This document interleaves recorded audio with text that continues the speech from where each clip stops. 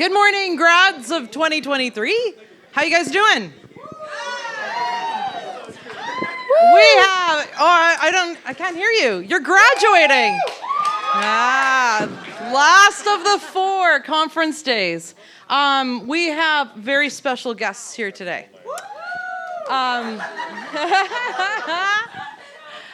These are breakers from 2004 grad. Yeah. Yeah, I know, right? So, none. They're 2005. So 2004. They're here to tell the story of what happened when you graduate and you go off to university, and the things that happen and things that you thought were going to happen that didn't kind of happen. So they're going to tell their story. I'd like to welcome Orit and Jewel. Thank you. Thank you, Miss Carve. Wow, I will still forever call you Miss Carve, by the way. That never changes. Hey guys, how's it going? I'm Orit, and I'm Jewel. And we're just honored to be here today to talk to you. It feels so surreal just walking through the hallways of this high school and just knowing where everything is. It's exactly the same. This Hasn't theater changed. looks exactly the same. The cafeteria, the halls, everything is exactly as it was. Nothing has changed. So yeah, we're here to share our story with you of basically what happened after high school. You know, we were both on different paths. I was supposed to become a doctor. She was supposed to become a nurse. And we ended up doing completely different things through a series of events, which we'll start to share with you. What we do now is we have a YouTube channel. We basically help others do what they love, make money doing what they love, start their own businesses. So we release different types of tutorial videos on how to create content, how to market yourself on social media, how to grow your business. We throw in some like vlogs here and there. We do like fun adventures and everything. But YouTube didn't actually even exist. Like, it wasn't a career choice or a career path. 2004, we graduated. I think YouTube came out like 2006, 6 or 7, and at that time it was nowhere near this. It was just cat videos. Yeah, cat videos, exactly. Yeah, really. So the first thing I wanted to start off by asking you guys is, how do you feel about life after high school? For me, I was kind of like, meh, you know, like high school, yeah, that's what we do. We just like graduate, we're going to post-secondary. Like, I wasn't really excited. I don't really feel like ultra scared or anything like that. I know for you it was different, but I was like, yeah, this is what we do. This next step, next level of the game. And for you, I think it was a bit different. I was the complete opposite, because I was super scared because I was not good when I went here. I was only good in the art classes, so Miss Taylor's classes, Miss Carvalero's art classes.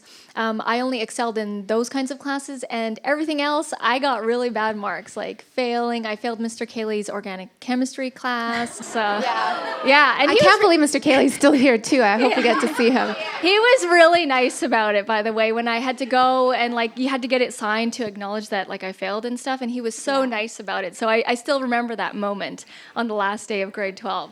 Yeah, we were total like polar opposites. I was like that straight A student who got principal's honor roll and like was just totally shy and timid and would stay in my lane. I was friends with a bunch of different groups of or different like groups of kids and stuff. And yeah, we're totally different. We'll get more into that. But yeah, let's survey the room. Which one best describes you? Show of hands. How do you feel about life after high school? Excited? Who's, like, honestly, answer for real. Who's excited? Cool. That's good. Okay, Woo! some people. Yeah. Some people are maybe some people excited. feel that way because they're like, I can't wait to get the heck out of here. I don't know. Awesome. Very cool. Okay, what about this? How many people feel like meh, it's happening, whatever. A little going more with the flow. meh. A little more. Okay. And what about this one? You think your life is over? Yeah? Be honest. Yeah. Totally I was in fine. this category. This was my category. I was really scared. I had anxiety every day coming here. Yeah. I mean, it's different for everyone, right? because I didn't know what to do. I was listening to what other people were telling me. So mainly my parents for me. And I was hearing things like, your only chance of having a good life is by getting straight A's and going to a good university or college. How many people have heard that? Yeah, or being told that? And Yeah? so when that Okay. was being told to me, I was super scared because there's no way I was getting anywhere near A's. I still have my report cards from here, and it was just like, only A's were in art class. And so I'm like, I felt so bad with that statement that was going around. Do they still give the medals out for the Yeah, is that principal's something? honor roll? Yeah, Arik got all those medals. Yeah, it was. I don't want to. I might offend some people, but I'm like, I was gonna say like it's not something that came into play later on in my life. Let's just say that, just because of the path that I particularly chose.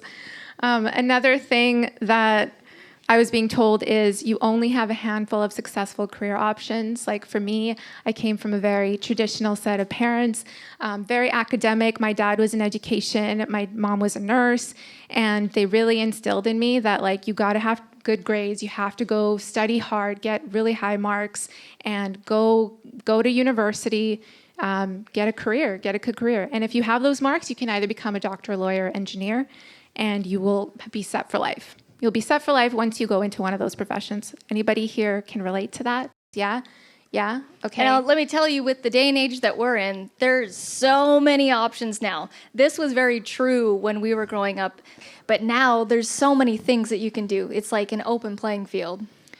Yeah, standing from where we are, really see like you can be successful and make a lot of money doing anything. Like you don't just have 3 options here available to you. We'll hopefully help you see that. Another one, you must figure out your life's calling right now before you graduate. You have to know absolutely everything that you want to do in your life right now before you graduate. So these were, very much instilled in us. And here's kind of what we think about all of this. False by Dwight Schrute of The Office, if you guys know that One show. of my favorite shows, by the way. Highly recommend. It's on Netflix. Yes, okay. It's one of my favorite shows. But yeah, basically, we can say this because we've lived and breathed this. Like we were told these things, but we really came to see that you have so many different options available to you. It's not just 3 options. If you do anything else, you can and will make a lot of money doing that thing.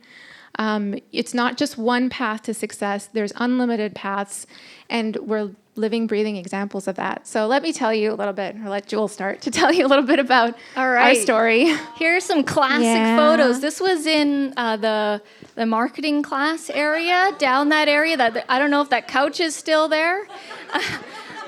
But I wasn't even in marketing class, which is funny because I'm in marketing right now. I didn't know what business was. I had no idea. Yeah. Yeah, so this is us, and I had another friend take the photo, and then I went and developed the photo later on, and I was really into photography. And here's us just hanging out at lunchtime. That's pretty much what we did.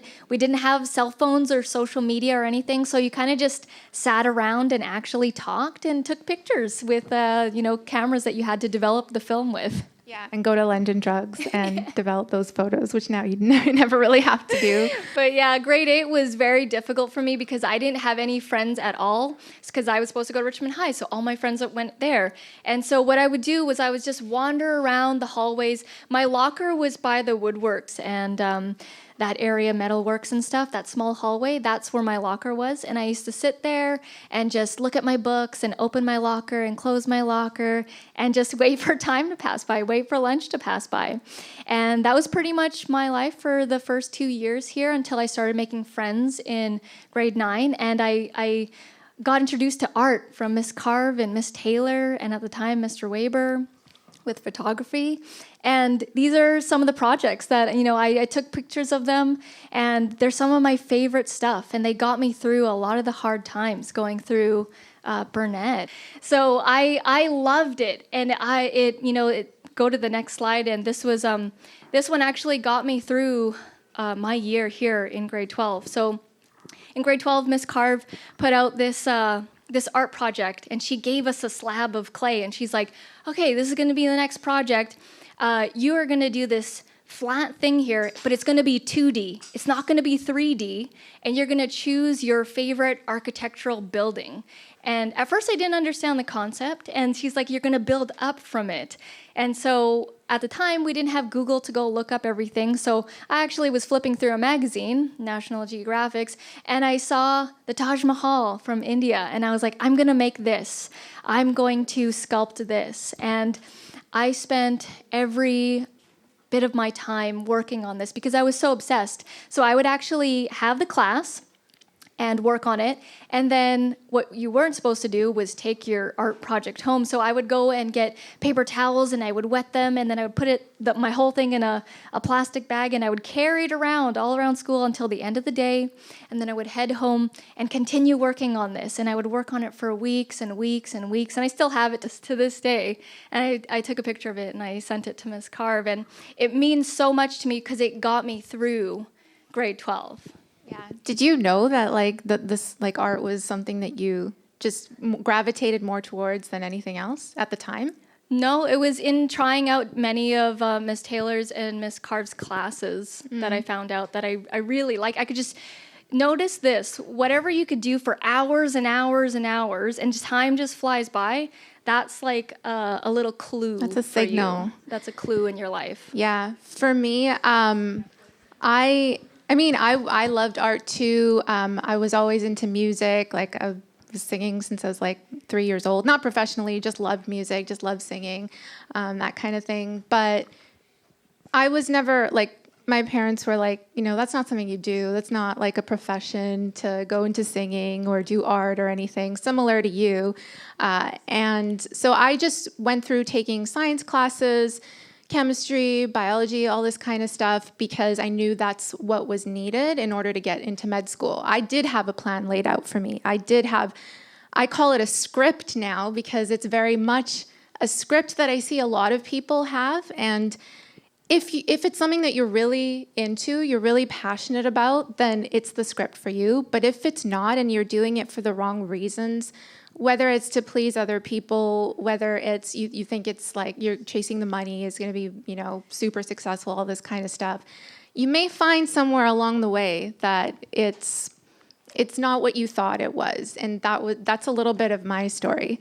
Fast forward to grade 12. Yeah, Last day of grade 12. These photos are funny because I went to Save on Foods and I bought posers. 2 disposable cameras for $18.99. Spent my allowance on them, and I wanted to take photos at the last day of school. And so I went around with these disposable cameras, and I'm asking people to take pictures and stuff. That's here in the cafeteria. It still looks exactly the same. Yeah.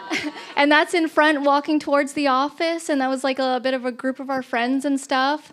And I wanted to remember the last moment, so I have a whole bunch of photos of the last day of grade 12, and I recommend you guys do that too, is take a lot of photos and just remember it, because time's going to go by so fast after you graduate. Yeah, just I know you can get lost in studying and getting the good grades and everything, but just also make time to enjoy these years, because you'll never get them back. You never will. So just enjoy those moments, enjoy the last day, enjoy the times with your friends, because you may not see a lot of them later after graduating. Here are a few other photos that I think you guys will appreciate, because Miss Carve. Yeah, there's me and Miss Carve on the dinner and dance. So in grade 12, look forward to that. I highly recommend doing all the events when you get to grade 12. Yeah, and Miss Morale. You guys know Miss Morale. This is us and Miss Morale. Yeah. So Miss Morale, she actually started when we were in grade 10, and she made social studies so exciting. It was yeah, you agree, yes. Because I was not into it, and then she made it exciting. So I remember that from her. Yeah, it's really the subjects that are so dry. For me also, I didn't like social studies. Yeah, sorry, Miss Morale.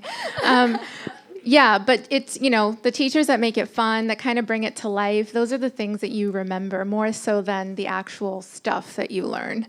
Yeah, and then this right here is a photo of, I have laser eyes in this photo, but we were asked actually by Miss Carve to do a talk to the grade 12 class, because we were graduating, and I think it was like a poem or something that we were reading out. You were good in English class, so you wrote this poem, and then we just read it out at the dinner and dance ceremony. And how are you feeling at this point, like with everything coming to an end with high school? Honestly, with grade 11 and 12, I was literally dreading the last day of school. Every day was a countdown towards when life was supposed to start. And I would have anxiety all the time, every day. I dreaded one more day going by. Yeah, this is us at Chan Center, where you guys will be soon graduating. I think, if they still do the ceremony at Chan Center. Yeah, this is like the last time that we kind of saw a lot of our friends in class from high school is at Chan Center, graduating UBC.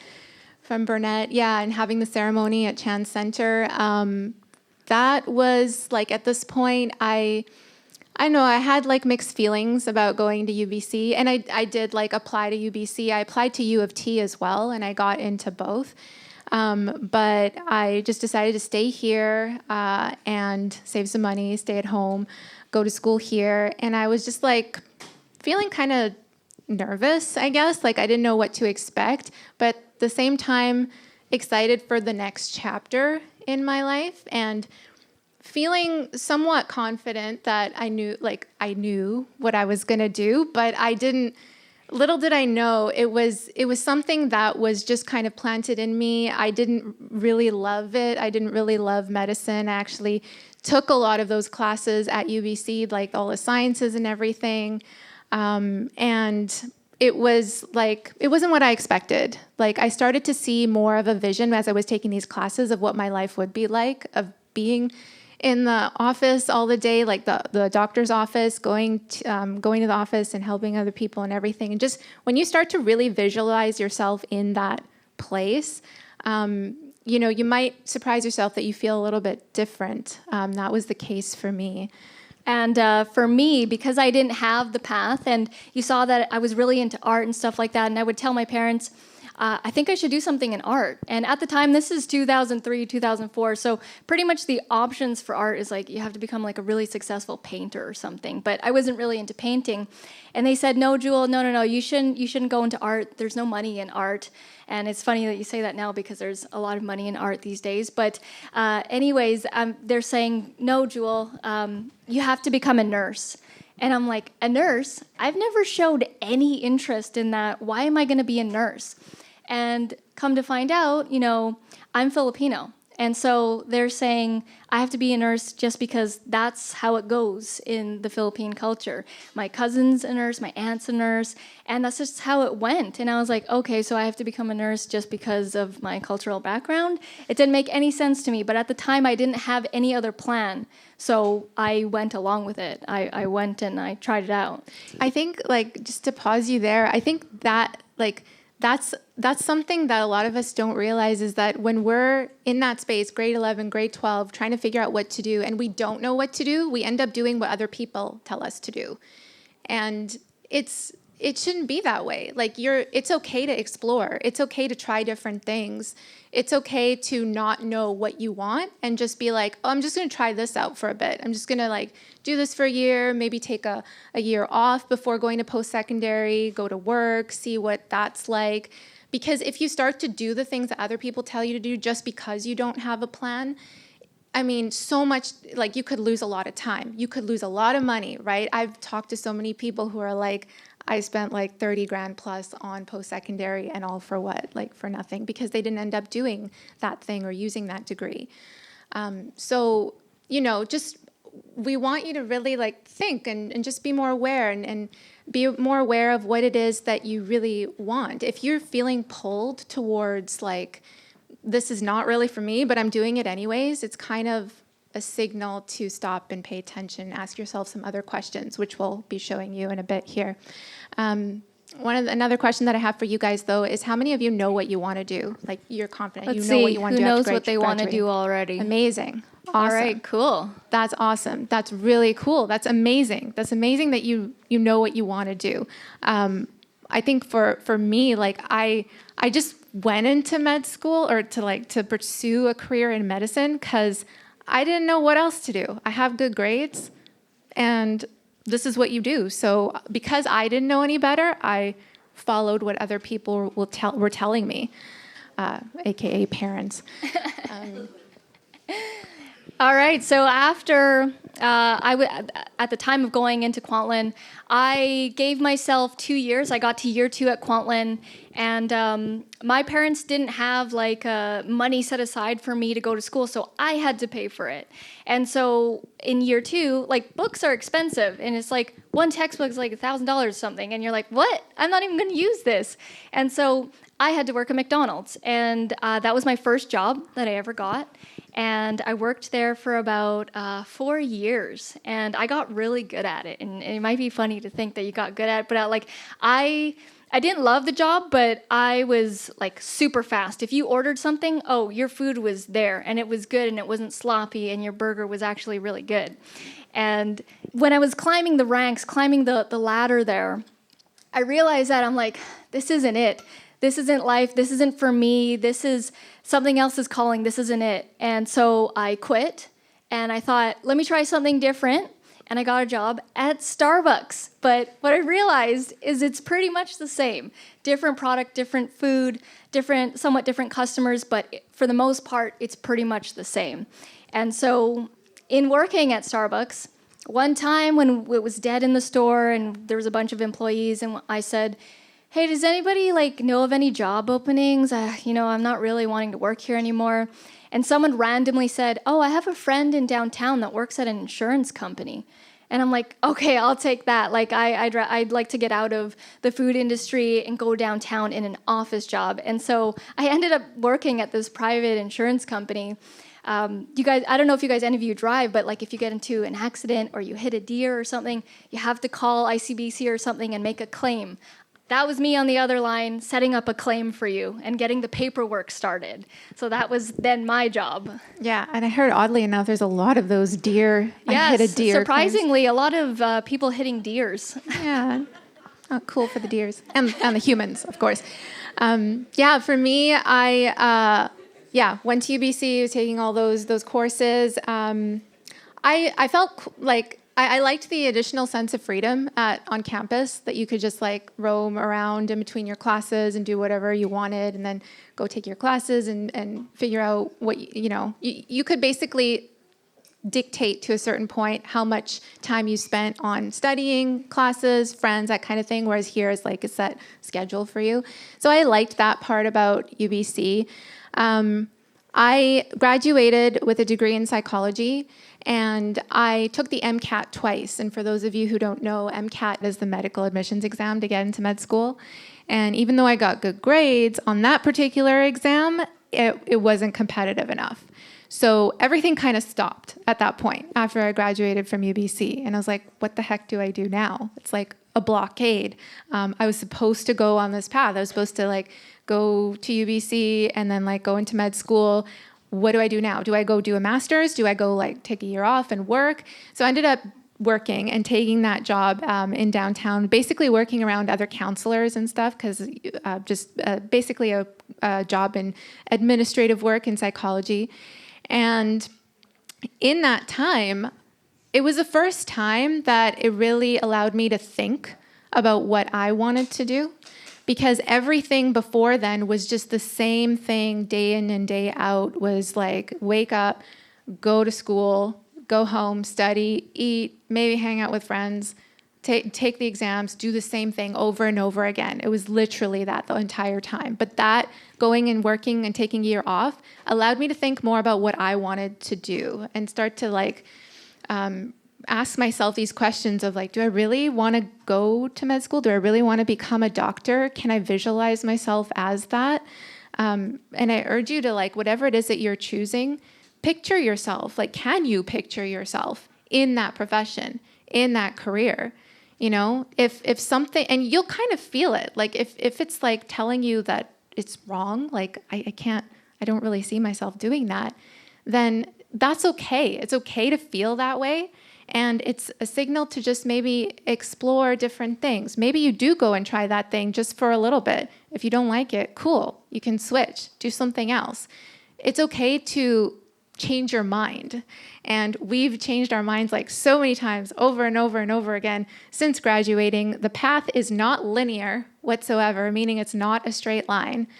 Going back to, this is a picture of me in the office, and the plan was for me to work at this job for a year and then go and take the MCAT again and just keep trying to get into med school. Something inside of me was like kind of brewing though.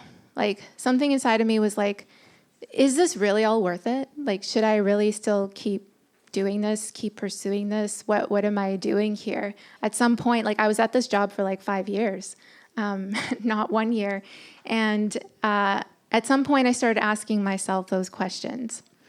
One evening I was working late, and there was this lady in accounting, her name was Maria. And she was like, hey, do you want to join me? I'm going to this women's networking group, and I want to bring someone along with me. And I'm like, business? I know nothing about business.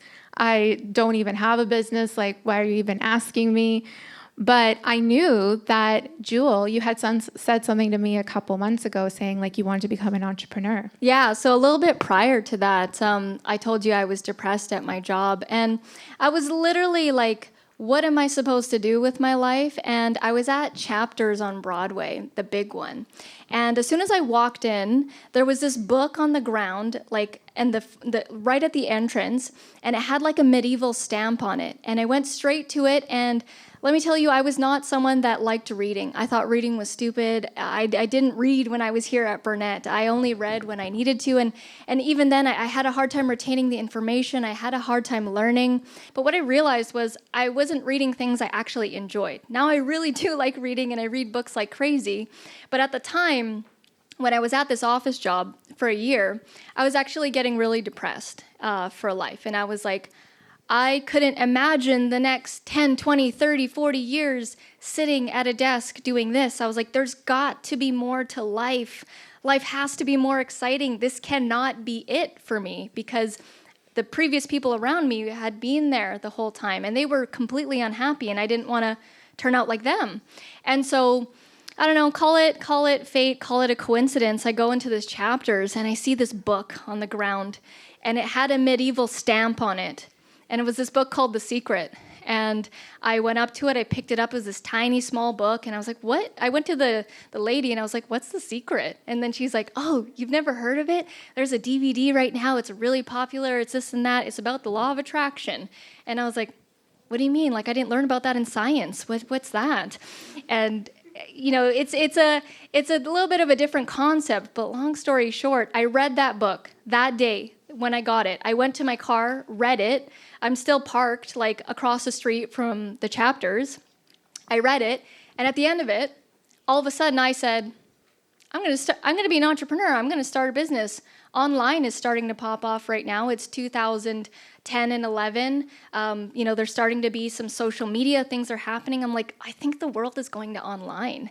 And so that's when I started telling Arit, like, we got to go online. Yeah, so basically that book opened her eyes to a whole nother way of thinking. And I think it really empowered you that you can do anything that you want and still be successful with it and still make a lot of money with it. Like, there's not just one path. So I read that book too, completely, like, I saw things differently. I was like, whoa, this is a whole new lens to look at life with. Basically, you are the creator of your own life. You can design your life the way that you want to, and you can be successful with anything that you choose. So we started to get more involved. I also at the time was like, hey, if this is true that you could really just do what you love and you'll be successful at it, then I'm going to go do my music. I'm going to start writing lyrics. And I started being more inspired to listen more to what I truly wanted without like asking myself, oh, how is this going to work? Or how is this going to be successful? When you start to ask those questions of the how, it like silences you and you're like, no, I can't do that. So for me, yeah, I just started with one little baby step, started writing more songs, and we started being more involved with the business side of things. Here we had like our own booth at the convention. This was early in entrepreneur days. 2010, 2011, and every networking meeting event we went to, we were always the youngest ones. At the time, it was not cool to be in business. It was not cool to start your own thing, entrepreneurship. And so whenever we went to these hotel networking events and meetings, we were always the youngest one, and people always doubted us when we would come in. Yeah, and that kind of spun into so many different cool things too. I'll show you guys in a second. Here but this is is one of the other things that we tried. Yeah, so here's another thing. You ever purchase anything on Amazon? Well, the people that you're buying on Amazon, it's actually regular people that source out the products. So it's not Amazon. It's people like you and me who source out products. And in this case, we actually sourced out these ice cube trays. 1,500 of them. We sourced them out, bought them wholesale, and we branded them. We did our own branding. It was called Poker Party Bites, and it was marketed towards people who play poker, who do poker parties. And we thought this is, buy low, sell high. So we were like buying these silicone trays at like less than $1, and then you have packaging and marketing and all that kind of stuff, the stickers and the costs, and then you sell it on Amazon for like $12.99, $14.99. And then that's how you make the profit. So a lot of the products that you buy on Amazon are like that. And this was one of our ventures. This is one of the things that we did. Yeah. So from trying different things, we figured out what we don't like, what didn't work out for us, and what we do like.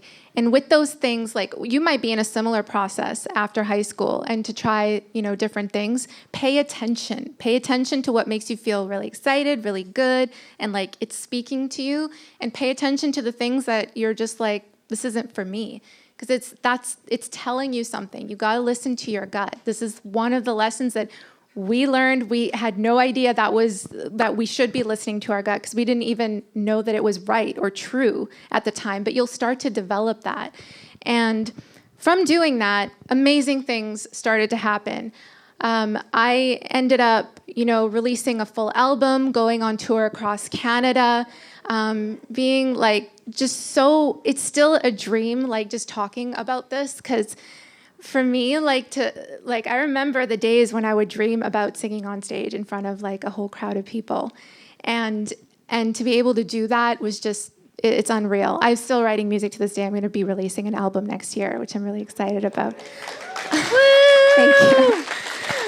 Yeah, I mean, it's just like, you got to listen to yourself, guys. You got to listen to that voice. Other really cool things started to happen with YouTube. Enter YouTube. Yeah, and fast forward to just before the pandemic, we were traveling all over the world to different seminars and, events, YouTube events and things like that.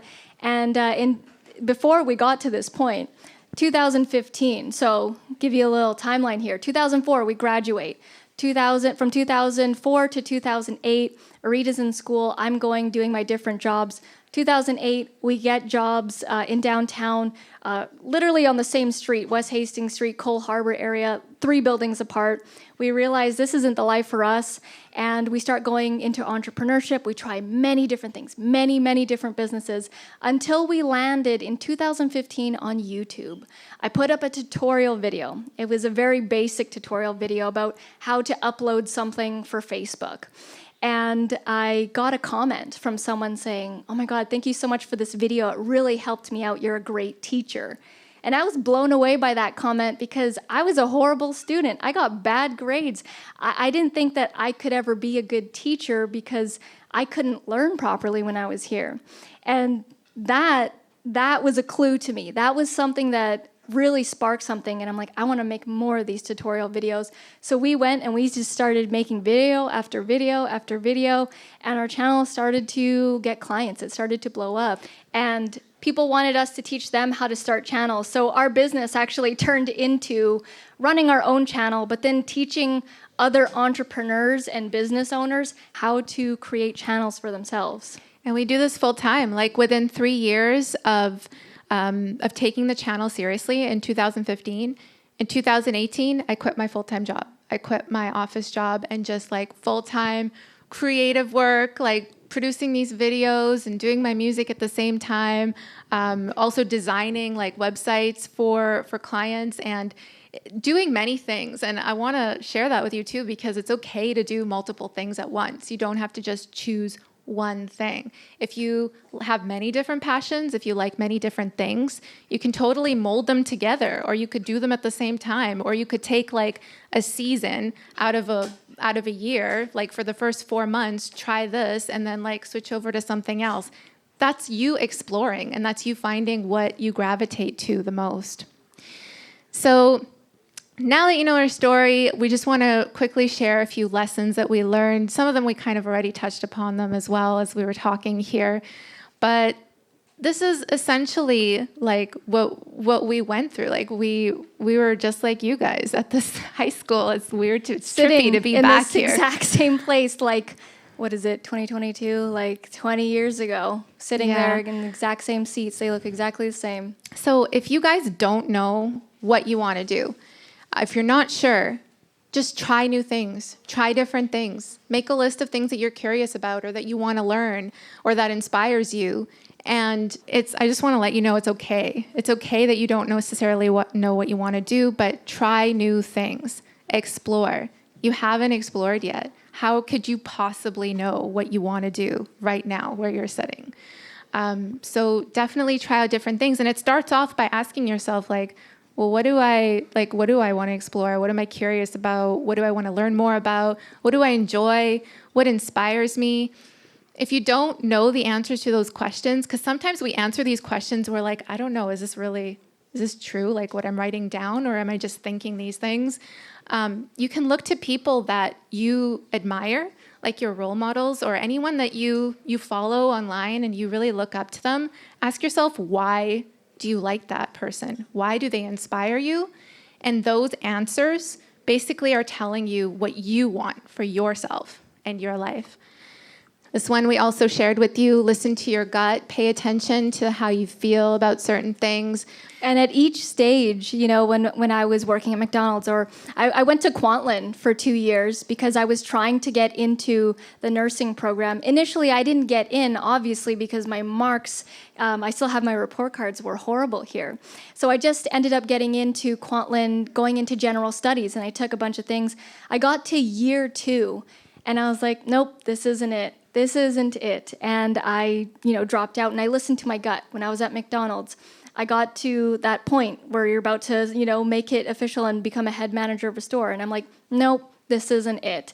Get to Starbucks. Nope, this isn't it. All those different stages, you'll feel it in your gut. And it's like your guidance system. It's really telling you something. They're clues for life. Yeah. So again, if something is pulling you in a different direction, but you're supposed to do this, you're supposed to be on that path, just be honest with yourself. Like if you want to try doing something different, take one little baby step towards it. Take a class. Like ask somebody who knows about that in the arts, right? Like if you want to start producing movies or whatever it is, like find someone to ask, how is that like? How is that world like? Do you think it's for me? Just explore and listen to that. Because it's better to, I'm jumping ahead here, I have a really good quote for you guys, but it's better to really fail at something that you love than to succeed at something that you hate. Because if you think about it, if you are really super successful, whatever it is that you're going into, like for me, it was doctor. If I was really super successful doctor, but I hated it, every day I would wake up hating it, every day I would dread like getting ready, going into the doctor's office, being in front of people who are sick and that kind of thing. It's not worth it. You don't want to live your life in hate. You don't want to live your life like feeling the dread of waking up each day. You need to live your life waking up feeling excited for life, excited for the next day. And that's totally possible, guys. It's totally possible. Same thing. Do what makes you happy, right? Yeah, Follow it sounds that. like a cliche, right? It's like, oh, do what makes you happy. Yeah, okay. It's true. This is so true. It's a cliche for a reason. From being here and what it's like in the real world, it's very different. And this statement is so true. All of these things sound good. They sound lovely, but I know it's a lot harder, like to actually apply it. because, you might have pressures like I did from my parents and stuff, telling me to go in one direction. But it's like, it really takes you down a completely different path, and the path that you are meant to be when you follow these things, when you follow your gut, when you do things that light you up, that excite you, that inspire you. That is the path that you're supposed to be on, not the path that you're just like doing the motions and you're like, well, I have to kind of do this to make money. It's 2022. Anything makes money. It's not just 3 professions. Another thing here we want to share with you, there's not one path to success. Remember the stuff that in the beginning that we shared with you and we're like, false. There isn't just one way. And all of them look like this. That's what our story was this is literally what you heard, a scribble. Right? There's this, like, we were going in all different directions. We were trying this, we were trying that, like moving backwards a little bit. This is a false narrative. This is not how life will go. Yeah, I think so. Like, this is what I thought life would be like after high school. I thought it would be a straight line, do these things, check these boxes, and I've made it. It doesn't work like that. It doesn't work like that at all. It really does look more like this. And in a way, it's kind of like, I know it's hard to see this like right now, but looking back and seeing that scribbled line of a path that I was on, it made it more exciting because it wasn't predictable. I didn't know what to expect every single day, doing something different, trying something new, learning things, like failing at things over and over again too. And it's okay to fail. Like, it's okay to make a decision and decide you don't want to do it. It's okay to make a mistake.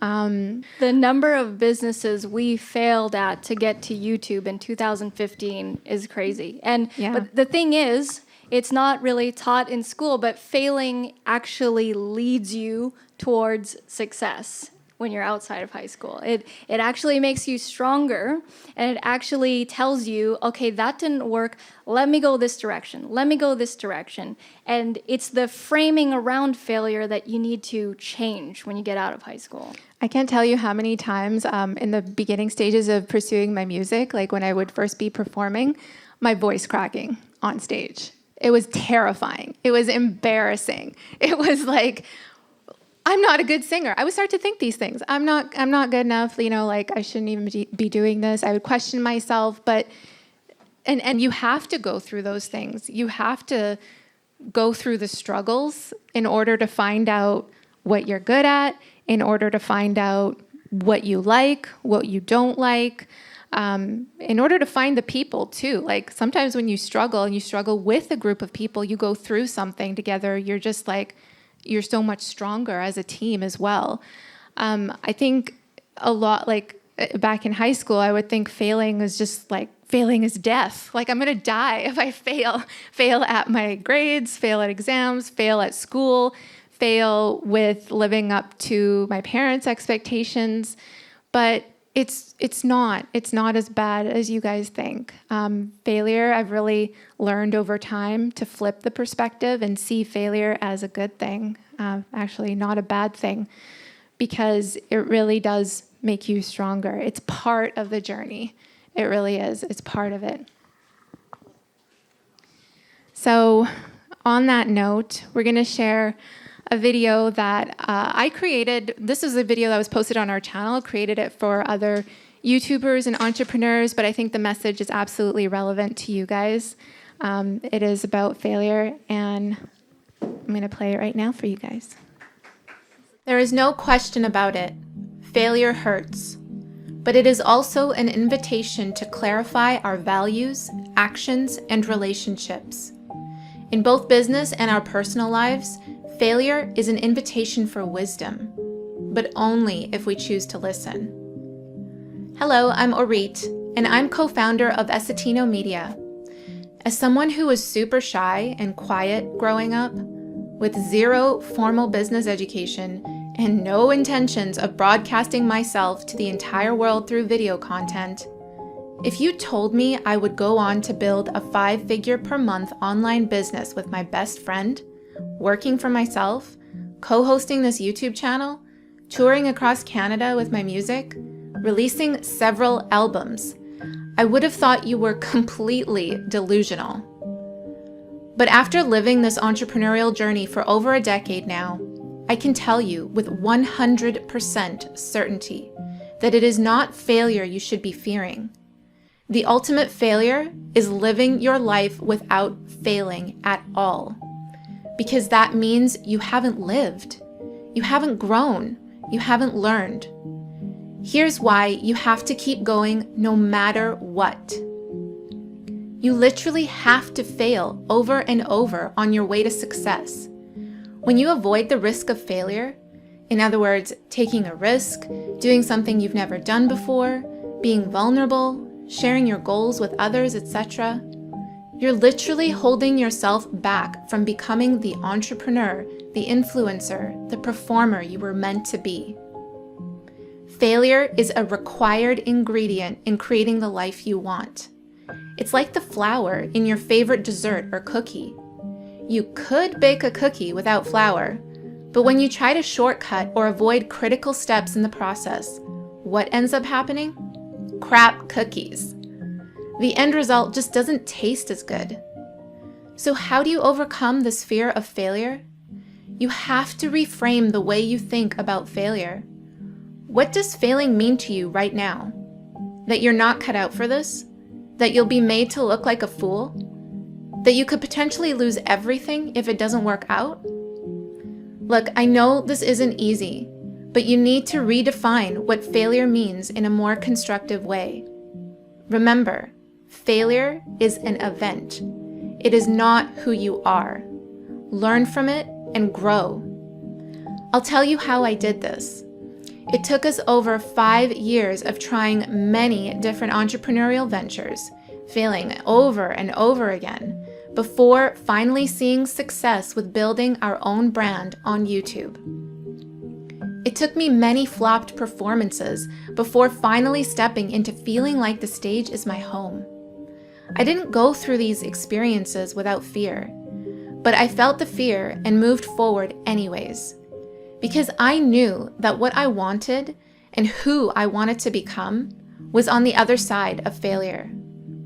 I define failure as an opportunity to get closer to what I want. If something fails or doesn't work out, it will sting, but I know I can always bounce back. So I want you to change your definition of failure. Feel free to borrow mine. Failure means I'm one step closer to success.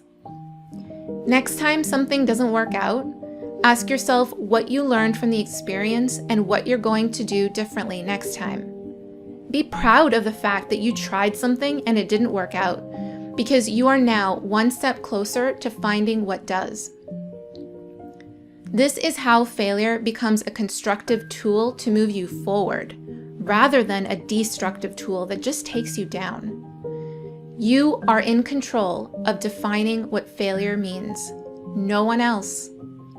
If you attach a negative meaning to failure, allowing it to define who you are, then it will consume you and your dreams. If you train yourself to almost fall in love with failing because it's an opportunity to learn, to grow, to get better, to become the person you want to be, then you'll become unstoppable. Literally, nothing will stand in your way, and it's inevitable. You will reach your goals. If you found this video helpful, please hit the like button and consider sharing this video with someone who needs to hear it. And if you're on Facebook, I invite you to join our free group. The link is in the description below, so you can continue to be around a supportive energy of like-minded creators and entrepreneurs who are on the same journey as you. Thanks for watching.